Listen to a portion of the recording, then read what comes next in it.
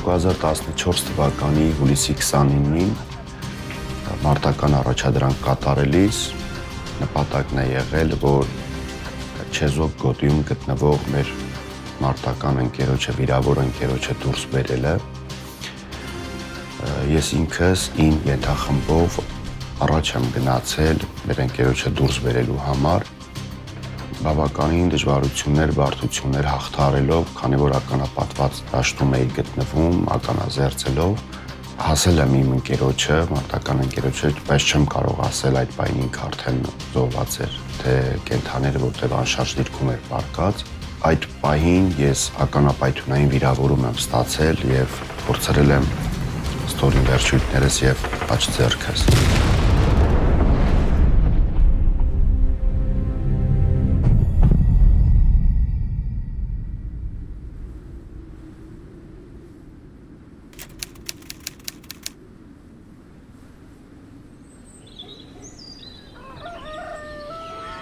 Ես այդ օրը շատ նեղված էի, ճիշտն է, որովհետև խոսացի, հինգի կողմերն էր, Սաքոյի հետ խոսացի, մի քանի վայրկյան, ոնց եք լավ պապ ջան, ամեն ինչ նորմալ բան ես կոմ ենք ու բան, սաղ գիշեր չկարացի քնեի, ոնց որ մի բանը զգում էի, էլի արած մի գոնե կենդանի մնա, իմ մեջ էլի տես պատկերացնում ես այդ ձևի, առավոտը հետա նեղված էի, գնացի Քավորից տուն, մեկ էլ զանգ եկավ, բաբանիկ հետ եմ խոսում, ասեցի, բա Արսենն է, ասի ինչ էլի Արսեն ջան, ասեց բա Սաքոյի հետ վատ դեպք կա պատահի։ Անմիջապես պայթելուց հետո, վիրավորվելուց հետո գիտակցությունս չեմ կորցրել, միջև անգամ խոսել եմ, փորձել եմ օգնել իմ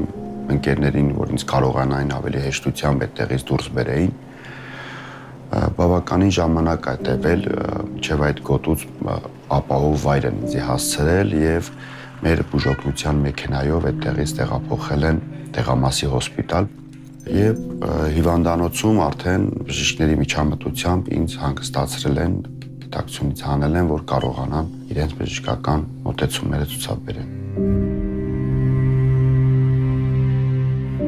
Դե եթում եմ, բայց ոնց եմ եթում, չեմ հասկանում իմ ետ հանել, չեմ կարողանում։ Ու մտնում եմ ներս, դեռնից մտնում եմ Սաքոնային կողմից, պապ ջան էլ մի հատ ասապ ոնց ես առողջականը դե ժամանակ ես լավ չէի զգում, բան ես գում օրը,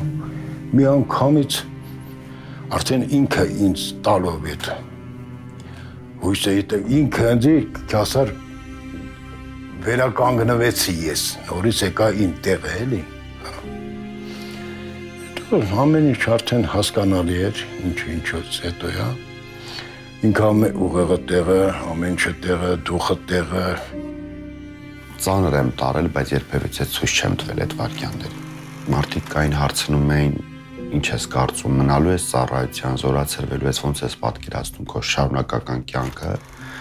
Այդ ժամանակ ասել եմ, ես միանշանակ ծառայելու եմ, շարունակելու եմ ծառայությունս, որովհետև հենց այդ վարքյաններից ես ինքս ինձ հաշմանդամ չեմ համարել, հաշմված մարդ չեմ համարել եւ գիտակցել եմ, որ ինչ գնով էլ լինի, պետք է պայքարեմ, ոտքի կանգնեմ։ Վիրավորվելուց հետո այդ սկզբի մի քանի օրերը անգամ ամիս չի ցկել, սենց ասեմ, նա շատ քիչ էր քնում, մակերեսորեն էր քնում ու վեր էր թռնում ամեն մի ձայնից, տենց շարժումից։ Ու այդ ժամանակ, երբ հրավառություն էր լինում, այդ ձայներից վեր էր թռնում, իրան թվում էր երևի ինչ-որ պատերազմական իրավիճակում է ինքը։ Հենց առաջինը, որ ընտանիքդ հիշում ես, որ տղա երեխաներ ունես, ամենակարևորը տղաներ են եւ դու ոնց որ միշտ եղել եմ ես օրինակ իմ տղաներին առաջնահերթ, ասել եմ, այսինքն այդ դրական ուժեղ տեսակ օրինակը պետք է շարունակվի։ Եվ դա ավելի է ապրեցնում, դա ավելի է ուժ տալիս, որ ավելի հաստատուն լինես քո քայլերի մեջ եւ երբեք չընկճվես։ Երեկո էր զանգեց ու ասեց, որ ուզում է տեսնել ինձ։ Հաջորդ օրը մենք տալիս հետ գնացինք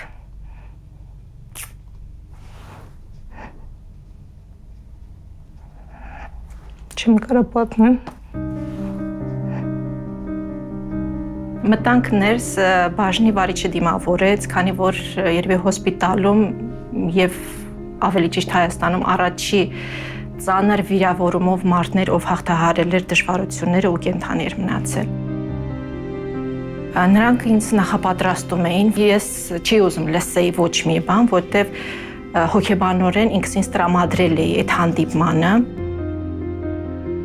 Մտան ներս, տենց արտառոց զգացողություն չունեցա, ասենց նորմալ սովորական ոնց էս խոսացինք, հետո միր կտրեցի բան ու զգացի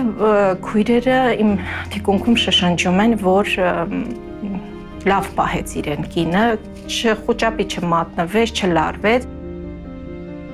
Այդ ժամանակ Սարգիսը կապիտան էր։ Ես էլ ասեցի կապիտանի կինը մայոր է լինում, որտեղ մի անգամ մի տարեց զույգից լսել էի, որ զինվորական էին, ասեց կինը միշտ մի աստիճան բարձր է լինում կոչումով ամուսնուց։ Ու ես այնքան լուրջ տենց երևի ասեցի, չգիտեմ, չխնդացի, ասեցի մայոր եմ։ Իրանց մոտ դա կասկած առաջացավ։ Իմ դուրս գալուց հետո Սարգսին հարցրեցին, կինդ որտեղ է ծառայում, ասեց մեր տանը։ Հոսպիտալում պարկել եմ 28 օր, որի կեսը վերակենդանացման բաժնում եմ անցկացրել։ Իհարկե բավականին բարդություններով, որտեղ այդ օրերին բավականին լուրջ էին ցավերը, շատ էի ցավազրկում ինձ անընդհատ, որ այդ ցավերը ես չզգայի։ Եվ ես մեր բժիշկներին ամեն անգամ խնդրում էի, կռիվ էի տալ իրենց, ասում խնդրում եմ շուտ ինձ տարեք հիվանդասենյակ, որ ավելի հանգիստ լինեմ։ Հիվանդասենյակը բերելու համար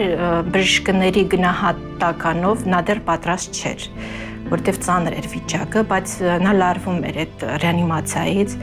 Բժիշկը ոնց որ սենց պայման դրեց դեմը, եթե առանց ցավազրկման դու պատրաստ լինես վիրակապերդ փոխենք, քեզ կտեղափոխենք հիվանդասենյակ։ Նա ամեն ինչ արեց, ցավին դիմացավ, բժիշկն ասում էր, ես ինադու սենց մի քիչ ձգում էի, որ իրան ապացուցեի,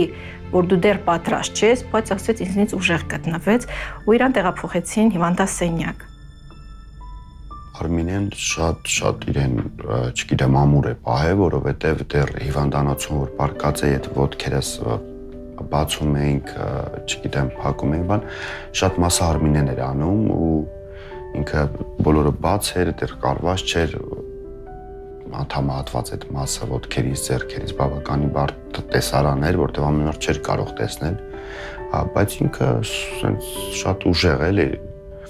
Իսկ երբ որ տեսնում ես կողակիցդ արդեն քո հայտնված բարդ իրավիճակում ինքը իրեն ոնց է դրսևորում, արդեն ամեն ինչ ասած, հասկանում ես, որ շատ բան, կարելի ասել 50 եւ ավելի տոկոս հաղթանակը կամ դժվարությունները առաջնահերթ ինքն է հաղթարել ու ինձ դուխ տվել, ինձ ուժ տվել, որ ես էլ իրավունք չունեմ հանկարծ նահանջելու։ Այնպես է պահում իրեն Արմինեն, որ իմ հետ ոչինչ չի պատահել ու ես շնորհակալ եմ, որ այդպիսին է վերաբերմունքը, որովհետև կարող է եւ ուրիշ ձև ընդունեին այս փաստը, ես ուրիշ ձևից պահեի։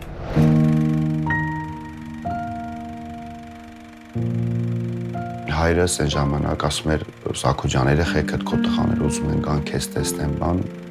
ամեն անգամ փոխում էի խոսակցություն, պապ դե ասում էի պատրաստ չեմ, բան, որովհետև հենց երեխեքի թեման որ գնում էր, թուլանում էի։ Միակ բանն այլ է, որ ինձ խանգարել է, որ թույլ եմ զգացել, որովհետև չգիտեմ, չէի ուզում երեխեքս ինձ տենց տեսնեին, ցավ էի ապրում,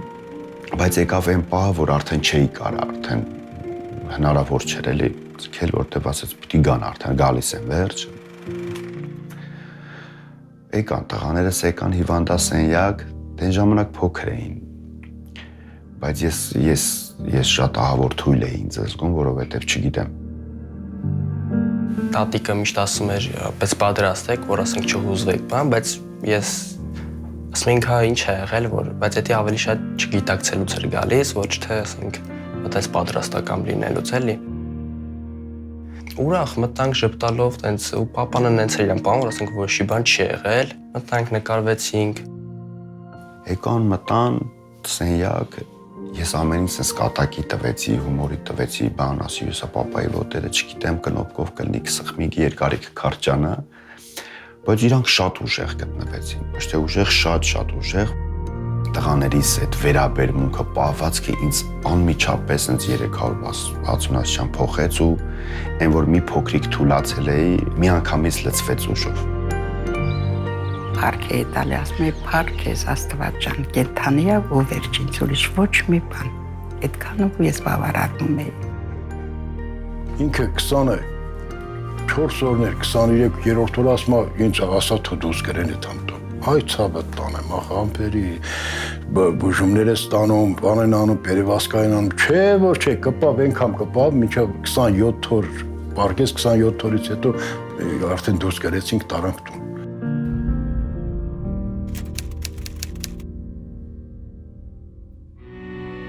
Սկսեց իր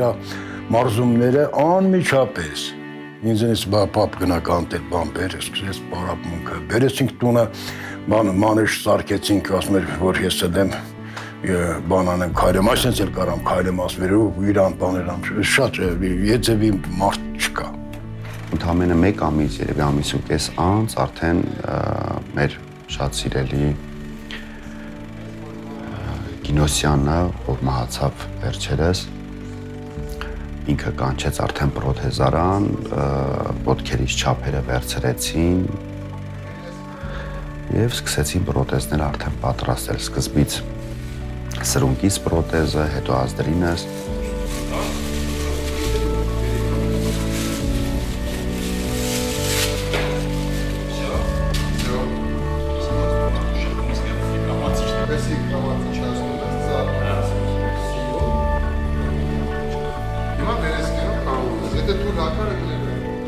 Պարոն Գինոսյանը հետը խոսեց, հույս տվեց, ներշնչեց, որ պիտի քայլի։ Դրանից հետո գնաց նորից բուժումները շարունակի և սկսեցինք արդեն պրոթեզավորելը։ Առաջի ուսումնամարզական պրոթեզները, որ պիտի իրան դնեին։ Քիչ-քիչ սկսեց ոտքի կանգնել, քանի որ ուներ մեկ ձեռք, ստիպված էր մի ձեռնափայտով քայլել։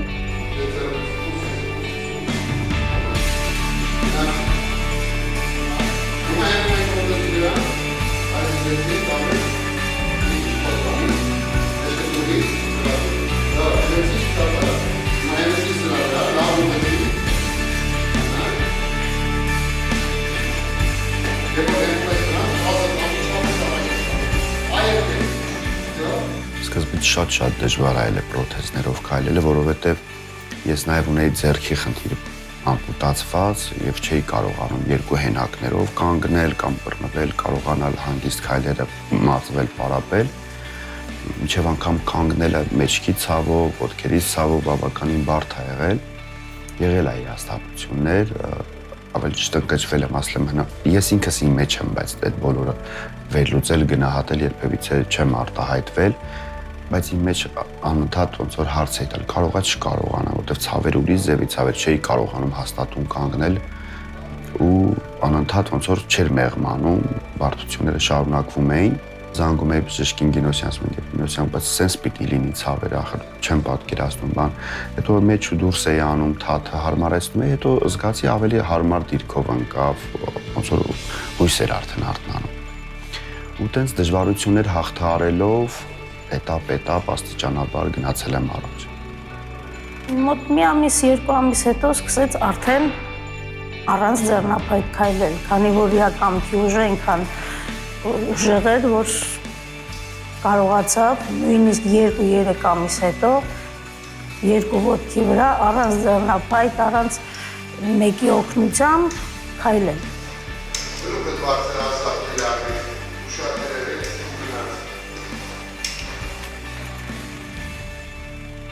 Երբ հոսպիտալից եկա տուն, այդ օրերին տեղեկացա, որ Պաշտպանության բանակի հրամանատարը ուզում է այցելել տուն և արիության մեդալ, Արցախի արիության մեդալ բերի ինձ տա։ Այդ օրերին ես պրոթեզ չունեի, դեռ չափման պրոցեսում էին, ընթացքի մեջ էր և հետախուզության վարչության պետի հետ, Արշակ Կարապետյանի հետ իրենք եկան մեր տուն և արիության մեդալ ինձ տվեցին, ես ինքս ինձ շատ էի վատ զգում, շատ էի վատ զգում, որ զինվորական լինելով, նստած դիրքով, չգիտեմ, խրախուսել կամ մեդալ տալը չէի կարողանում այդ մտքետ հարմարվել եւ այդ ժամանակ միջև անգամ խոստացա, որ հաջորդ պարգև ստանալուն, որովհետեւ այդ ժամանակ նաեւ տեղեկացա, որ Հայաստանի նախագահի կողմից եւս պետք է առողջության մեդալ ստանամ, խոստացա, որ հաջորդ պարգևը ստանալու ժամանակ պետք է արդեն իմ ոտքերի վրա կանգնած միջև անգամ քայլերով առաջանամ եւ զեկուցելով դա ստանամ հարիր զինվորականին, որը տեղի ունեցավ նոյեմբեր ամսին հետախուզության օրվա հետ կապված, այդ ընթացքում շատ մարզումներ էի իրականացնում, ես ինքս իմ առջև խնդիր էի դրել, որ ինչ գնով է լինի պետք է քայլեմ։ Երբ պրոթեզները արդեն ունեի, կրում էի, կանգնում էի, հաշված րոպեներ հետո մեծ ջերմություն, տաքություն էր գալի, եռում էր, ոնց որ օրգանիզմս չէր ընդունում, օտար մարմին էր վերջը, չէի հանում, նստում էի, հանգստանում էի, կամ ոտքերիցս լինում էր հանում էի, նորից շտապ հագնում էի, բավականին տենց բարդություններ հաղթարելով, որովհետև դա երկար է տևել, աստիճանաբար քայլ գնացել եմ առաջ եւ արդեն հետախուզության օրվան նվիրված այդ միջոցառման ժամանակ ես ինքս արդեն կանգնած պաշտպանության մեր նախարարին այդ ժամանակ Սեյրան Օհանյանն էր, ինքս իմ քայլերով առաջացել եմ իր մոտ, երբ ինքը տեսավ ես քայլերով գնում էի, ինքը զարմացած էր, շատ զարմացած էր ու ինքը կանգնեց ու ինձ չխանգարեց, թողեց ես առաջանամ իր մոտ, որովհետև նկատում էր էլի բարդությունները պրոթեզով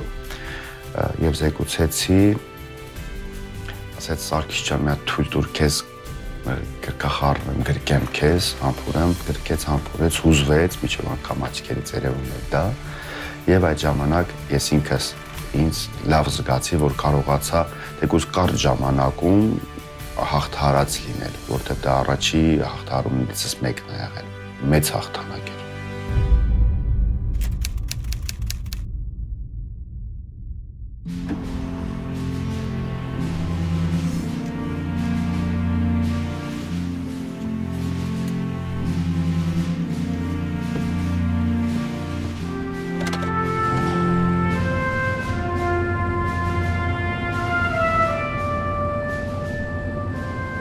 Վիրավորվելու ժամանակ կոչումով եղել եմ կապիտան, չի ընդհատվել իմ ծառայությունը, շարունակվել է ծառայությունս, միջև անգամ ասեմ ավելին, հրամանատարաշտաբային ֆակուլտետում եմ սովորել, գնդապետի դասընթացներ եմ անցել, հրամանատարական, այս պահին նույնպես իմ ոլորտում, հետախուզական ոլորտում շարունակում եմ իմ ծառայությունը, կոչումով փոխգնդապետ։ Այ, դիմադրի, ապրես, գնաց ինգաթ մենք տուն արագ անենք։ Հաճախ եմ լինում ծառայությանս բերումով մարտական դիրքերում, տարբեր զորավարժությունների ժամանակ եմ ներկա գտնվում, նպատակը նա է, որ իմ փորձով, իմ գիտելիքներով, իմացած ճանապարհով կիսվեմ մեր նոր տղաների հետ, ինչով կարողանամ պիտանի լինեմ իրենց։ Եվ ամենակարևորը իրենք տեսնելով, որ ես ինքս զինվորական լինելով եւ վիրավորվել եմ, ասենք 7 տարի առաջ, բայց մինչև հիմա էլի շարունակում եմ ծառայությունս, իրենց մոտ դա շատ բան է փոխում, տեսնելով, որ սպայի կերպարը ոնց է լինում, նաեւ իրենք են ոգեշնչվում, իրենց օրինակ եմ ծառայում իմ կատարած քայլերով։ Ամենակարևորը, որ խմբի ներսում դուք ներդաշնակ պիտի լինեք, նվիրված պիտի լինեք մեկը մյուսի համար, պատրաստ լինեք խնդիրը կատարելու ցանկացած գնով։ Երբեք ընկերոջը մենակ չթողեք։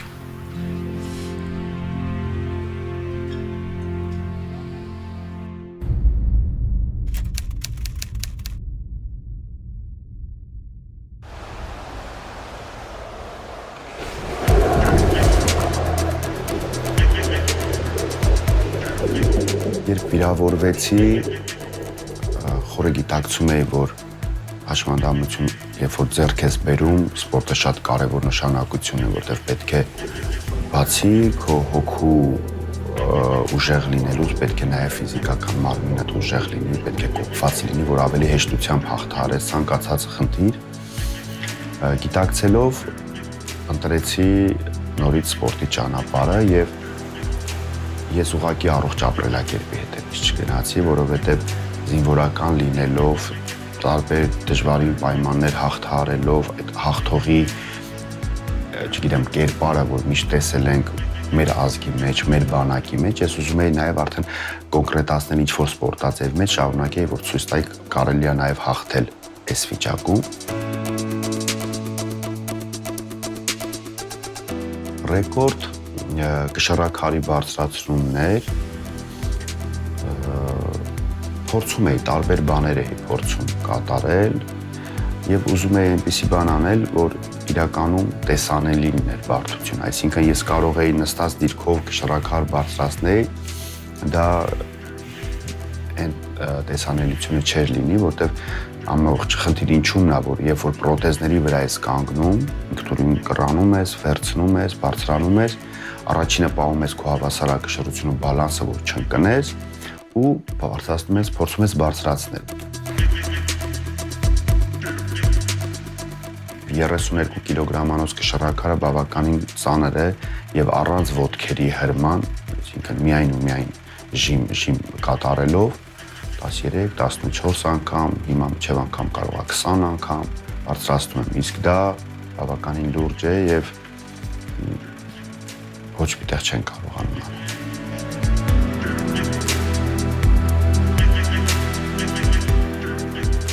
Քանի որ իմ մոտ 3 վերջույթ է բացակայում, ամենահարմար տարբերակներից մեկը բասկամարտն է, որ մեկ ձեռ բազուկ ունեմ եւ մեկ բազկով կարող եմ մարզվել եւ մրցել։ Եվ այդ ժամանակ, որ արտավազդի հետ ծանոթացա, որ ինձ մարզում էր, պայմանավորվեցինք, որ կանչեց, գնացի մարզասրահ, առաջին հարցերս իրեն եղել է, որ արտասել եմ կստացվի ինձ մոտ պրոֆեսիոնալ սպորտը, որտեղ առողջ ապրելակերպի համար ուղղակի չեմ մարզվում։ Ասել է քեզանից է կախված, տվյալները շատ լավն են ու արդեն առանց բացակայելու գիշերօր մարզումներով ամեն ինչ արել եմ, իջև անգամ ցավեր եմ ունեցել, քանի որ մեկ ձեռք է եղել եւ մեկ ձեռքով ամբողջ քո առօրյան, ամբողջ քո օրը ինքը բավականին մեծ նագրուսկա է վերցնում, հաց ուտելուց բռնած, մինչև անգամ գիշերը քնելուց, պտտվելուց աչուծաղկով, լրացուցիչ մարզվում էի, մեքենա վարել բան, ձեռքս չէր վերականգնվում, ցավերը շատ էին, բայց բոլորը անտեսել եմ, որովհետև նպատակ է եղել իմ առջև, պետք է հաղթեմ, պետք է ցույց տամ ինձ այս ոլորտում նաև։ Այդ ժամանակ հաշմանդամային Հայաստանի առաջնություն բասկամարտի չէր անցկացվում եւ միանգամից խնդիր է եղել է միջազգային ասպարեզում Եվրոպայի առաջնություն կամ աշխարհի առաջնությունում հաղթող ճանաչվելու համար։ Հայ վիրավոր հերոսներ հիմնադրամի հիմնադիրները Ռազմիկը եւ Քրիսը երբ հանդիպեցինք, խոսեցինք, հենց առաջին օրվանից իրենք պատրաստակամություն հայտնեցին, որ լինեն իմ կողքին, հովանավորեն իմ մրցաշարերը գալը, որը կատարում էր շատ բարձր մակարդակի վրա։ Համագործակցությունը սկսվեց Սարգիսի հետ, պաշտպանության նախարարությունից այնտեղից տվեցին Սարգիսի տվյալները, հովանավոր հանդես եկանք, որ Սարգիսը գնա աշխարհի առաջնություն ու առաջի անգամ հանդիպեցինք Սարգիսի հետ, ես այդ առաջի հանդիպումը շատ տպավորված էի, որովհետև Սարգիսի մեջ շատ մեծ էներգիա կար։ Առաջարկեցին, եթե դու դեմ չես, կարող ես նաև լինել մեր հիմնադրամի անդամ, որովհետև դու ավելի լավ ես պատկերացնում հաշմանդամային ոլորտում զինվորների մասով եմ ասում, վիրավոր զինվորների մասում, որտեղ ինչ խնդիրներ կա, որ առաջ քաշես այդ հարցերը, ես համաձայնվեցի, որովհետև նկատել էր իրենց աշխատանքը, իրենց մաքուր աշխատանքը եւ մեծ աշխատանքը, համաձայնվեցի եւ այդտեղից ավելի խորացավ մեր կապը։ Եվ առաջին հենց փորձությունը եղել է աշխարհի առաջնությունում, որտեղ 4-րդ հորիզոնականը զբաղեցրեցի, բայց բավականին ուժեղ, մինչև անգամ դրա առաջի տարին ինքը հաղթող էր, ճանաչվել այդ տղան, ում որ հաղթեցի, բայց ընդհանուր տեղ չզբաղեցրեցի։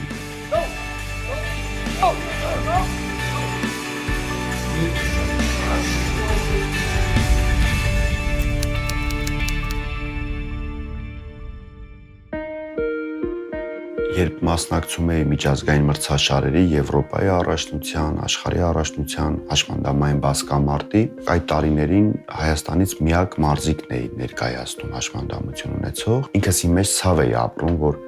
ինչի համար Հայաստանից մեկը լինի, թիմ ներկայացնենք, մեծ կազմով գնանք ու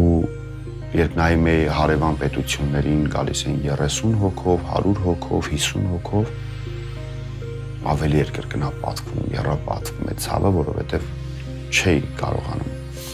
Այդ ժամանակ միջև անգամ մարզիչս հետ որ քննարկում էինք բան, խոսում էինք այդ թեմայի շուրջ, ասում էի պիտի լինեմ աշխարհի կամ Եվրոպայի հաղթող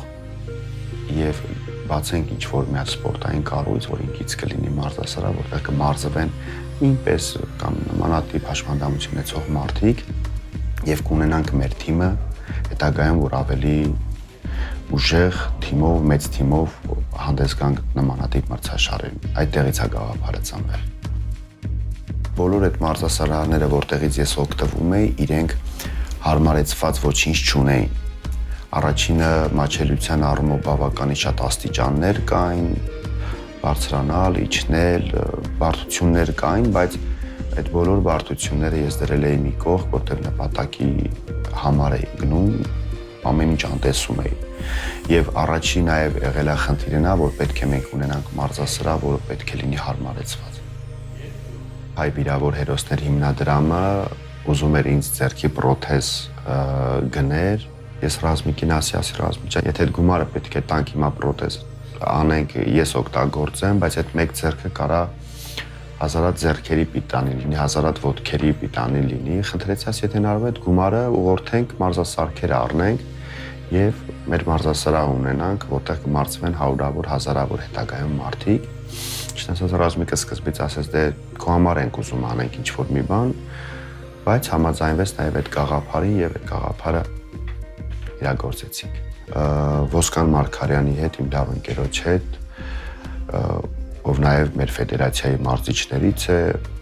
հանդիսանում, անընդհատ պրպտումների մեջ էինք, տարբեր տեղեր էինք գնում, տարբեր տարածքներ էինք նայում, որ վարձակալենք եւ ունենայինք նախնական այդ մարզասրահը, որը կծառայեր այդ նպատակի համար։ Մենք Մալաթիա Սեբաստիայում գտանք մի տարածք, մենք մեր ընկերներով վերանորոգեցինք, բավականին կոսմետիկ աշխատանքներ կատարեցինք։ Հիշեցել 24 ժամ աշխատել ենք։ Մտոտես հասկման սարքեր կար, երբ սարքիսը տունն էր լինում, եկե ժամը 4-ին զանգում էր։ Ապեր, գնացեք քնեք երիքա։ Դե չէ, քնել չկա, դե անենք, դե հասցնենք։ Եկե մի ժամ հետո կանում էր։ Դե որ դուք չեք քնում, ես էլ չեմ քնում։ Գալիս էր հետնես նստում են մինչև առավոտ, հետո գնում են գործի, նորից գալիս են գիրիկուն։ Ասում էր, դե լավ չեք շուշա թղթել ապեր։ Մի ձեռով շուշա թղթում էր, այստեղ կարող եմ ես իմ ձեռով զամասկեն քսեմ։ Քսում էր իր ձեռով, այսա որ լավ է, այստեղ նոր լավ է։ Այս պոլիռեզիները չենք շարել, շարեցինք 200 գիրար վրա, ասենց 2 մետր երկարությամբ։ Պրոթեզները հանում էր, նստում էր, պարկում էր, տենց հանգստանում էր, հետո նորից հագնում էր։ Տանջան չկա, բան չկա, ինքը տեսակը չի։ Մեր նպատակների մեջ կային, որ պետք է ձևափոխենք մարզասարքեր եւ հատուկ հարմարեցված պատրաստել տանք մեր հաշմանդամություն ունեցող մարզիկների համար։ Մենք նախապես այստեղ գծագրել էինք, պատկեր ունեինք, ինչ ենք ուզում եւ գնացինք այնտեղ Բելարուսիա, հենց Legend Gym արտադրող այդ մարզասարքերի այդ գործարան կոչվածը այնտեղ իրենց ինժեներների հետ նստել ենք, քննարկել ենք, ոնց անենք, որ անվասայլակով ինքը կարողանա հեշտությամբ գա, առանց անվասայլակի վրայից տեղափոխվելու մարզասարքի վրա, ինքը հենց անվասայլակի վրա լինելով կարողանա լիարժեք մարզվի։ Ու պրոֆեսիոնալ մարզասարքերի մասին է խոսքը եւ բավականին տարբեր վարժություններ կատարող մարզասարքերի փոփոխություններ են կատարել։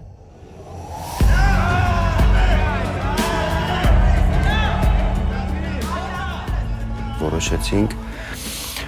բացել Հայաստանի Հանրապետության Հաշմանդամային սպորտի ֆեդերացիա հասարակական կազմակերպությունը։ Մենք կոնկրետ ուղղվածություն չդրեցինք մի սպորտաձևի, ասենք բասկամարտի կամ չգիտեմ ես ինչ սպորտաձևի, նպատակը նա էր, որ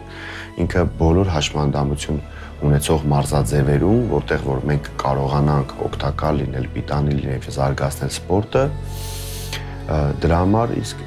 որոշեցինք հենց կոնկրետ հաշմանդամային սպորտի ֆեդերացիա բացել Հայաստանի Հանրապետության։ Եվ բացեցինք, արդեն գրանցել տվեցինք, ես ինքս եւ մեր ընկերները հաճախ գնում ենք հոսպիտալներ, նոր վիրավոր տղաներ, որ լինում էին, գնում էինք իրենց ոգեշնչելու, իրենց ասելու, որ իրենց կողքին ենք, ասելու, որ պետք է շուտ այս վիճակը հաղթարես եւ միանաս մեր շարքերը։ Սարգիսը զրուցել էր բավականին թվով հաշմանդամություն ունեցող տղաների հետ, այցելություններ կատարել եւ բոլորին արդեն ասում էր, որ sense պլաններ ունենք, նախագիծ, որ պետք է կյանքի կոչվի եւ բոլորդ կապ չունի, որ հաշմանդամեք, ձեր կյանքը դրանով չի սահմանափակվել, դուք նոր կյանք պիտի մտնեք, նոր քայլ պիտի անեք ու ամսի 1-ից արդեն հավաքագրած որոշակի քանակությամբ հաշմանդամություն ունեցող մարզիկներ արդեն այցելեցին պարապմունքների մարզումների։ Մարդիկ կային պրոթեզներ ունեին, պրոթեզներ չէին կրում, գնում էի հենց իջով անգամ իրենց տուն, իրենց մոտ հանում էի պրոթեզս, հագնում էի ցույց տալի, որ հնարավոր է նորից իրենց փորձում էի այդ վիճակից դուրս բերել, նորից բերել մեր շարքերը։ Շատ նման դեպքեր կային եւ իմ օրինակին հետևելով բավականին մեծ արդեն զին հաշմանդամներ, նաև ոչ զին հաշմանդամներ, հաշմանդամություն ունեցող մարդիկ համախմբվում էին իմ շուրջը եւ դառնում էինք մեծ թիմ։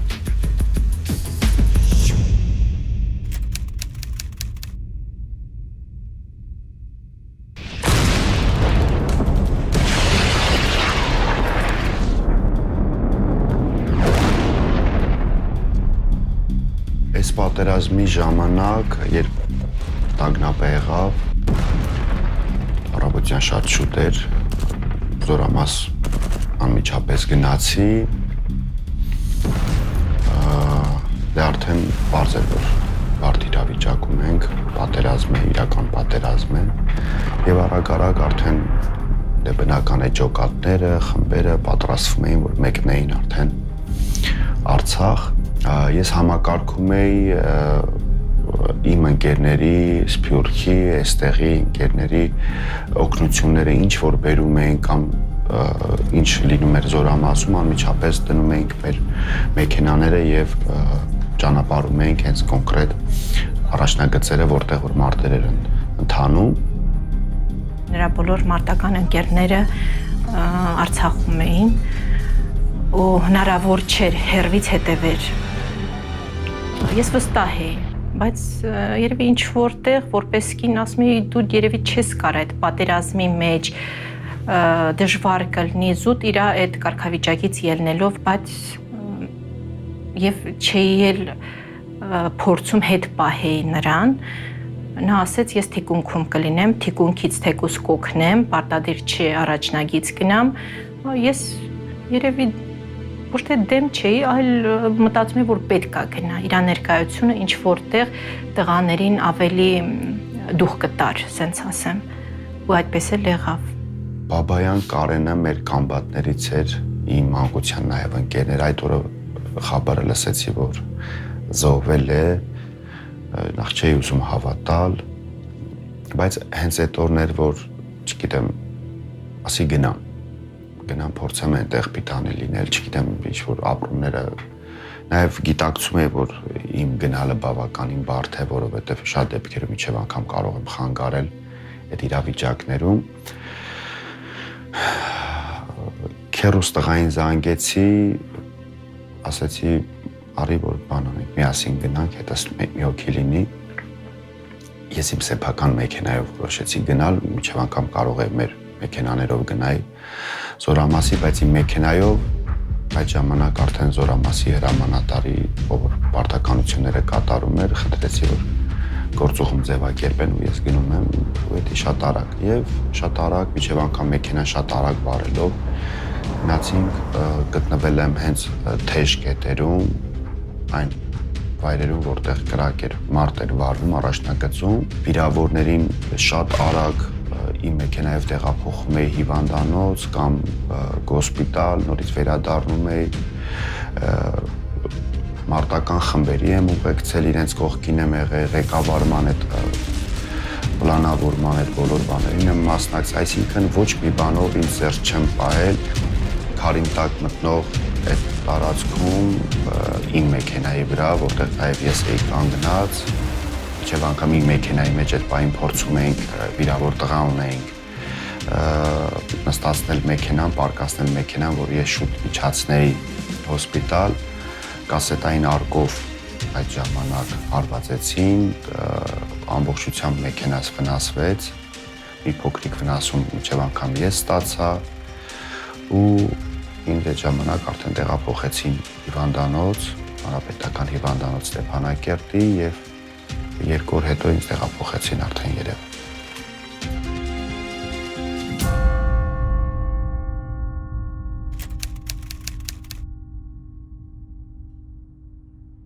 Այս պատերազմից հետո, քանի որ գիտեի ամպուտացված տղաների թիվը եւ գիտեի ինչ բարդությունների առաջ են իրենք կանգնելու, մեր հիմնադրամի միջոցով, հայ վիրավոր հերոսներ հիմնադրամի միջոցով քննարկեցինք եւ ուզեցինք մի հատ փոքրիկ կենտրոն բացել, վերականգնողական կենտրոն, որտեղ առաջնահերթ ես իմ օրինակով իրենց կօգնեմ եւ ամենակարևորը պետք է լավ թիմ ձևավորենք եւ կարողանանք այդ տղաներին այդ վիճակից դուրս բերեինք։ Եվ այդպես էլ եղավ։ Բացեցինք հայ հերոսներ վերականգնողական կենտրոն, որը նաեւ պատկանում է մեր ֆեդերացիային։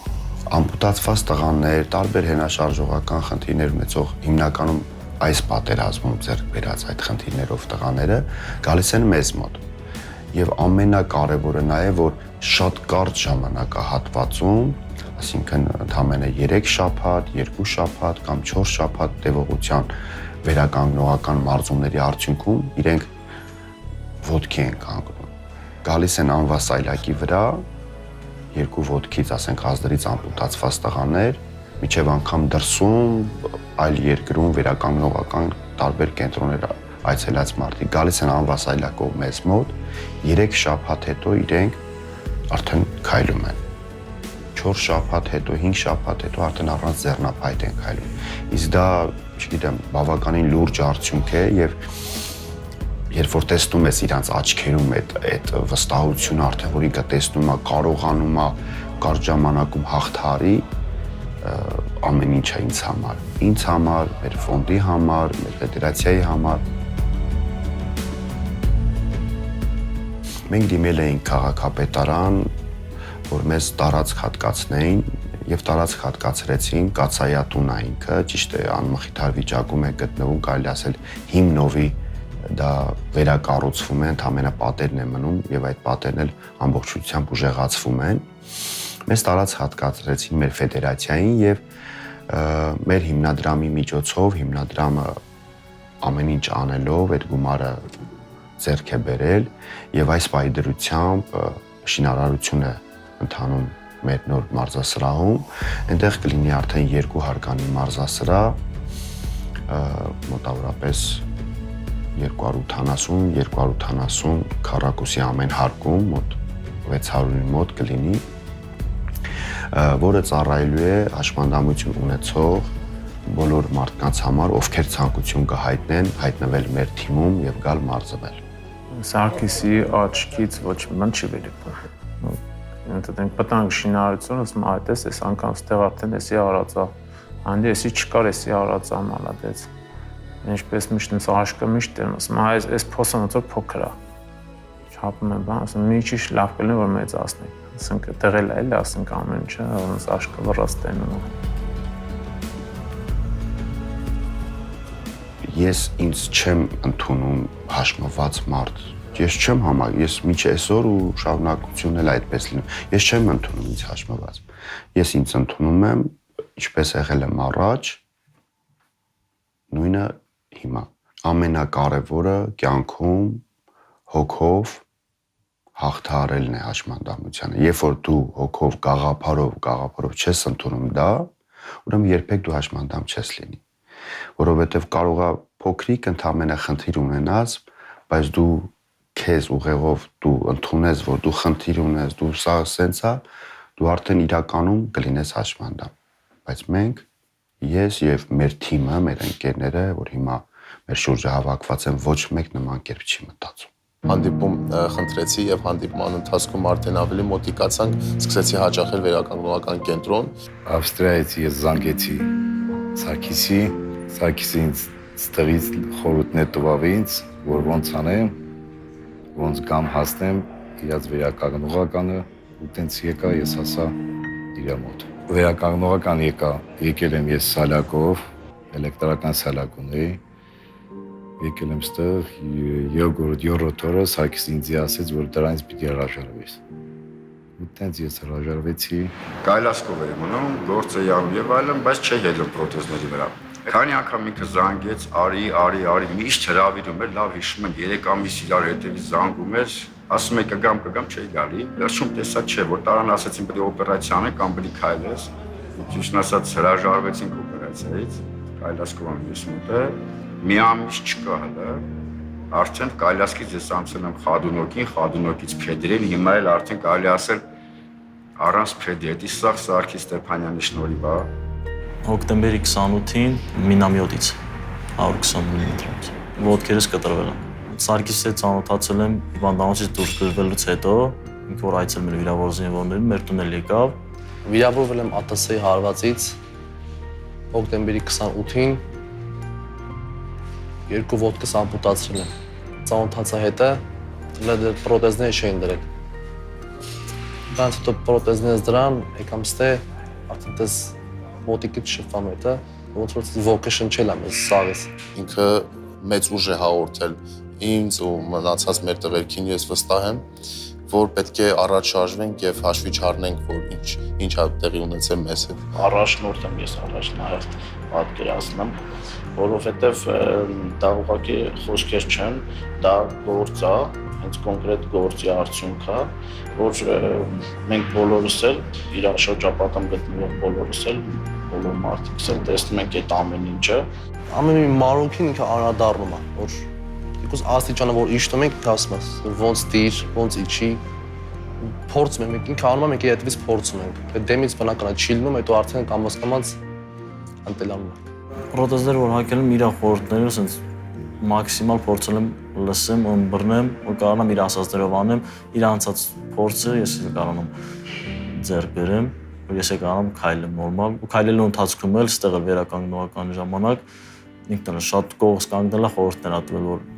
էշի ձև։ Մենք աշխատանքներ ա կատարում, ես մարդկանց ա ոտքի կանգնացնում, որ զարմանում ես էլի։ Ուժեղ, կայուն, ճկուն, մյուս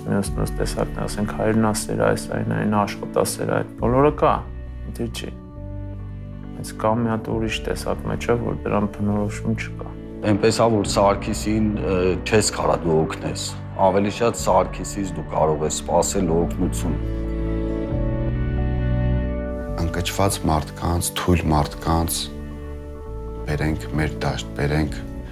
այն հարթակի վրա, որ իրենք տեսնեն ամեն ինչ կարողանան անեն, որ իրենք տեսնեն, որ անհնարին ոչինչ չկա։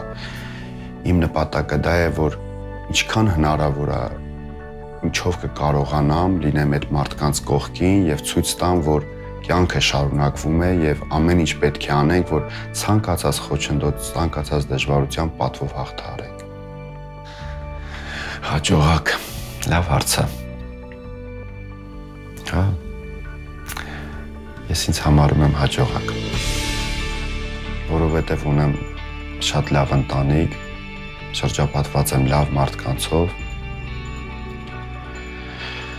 եւ լավ ընկերներով։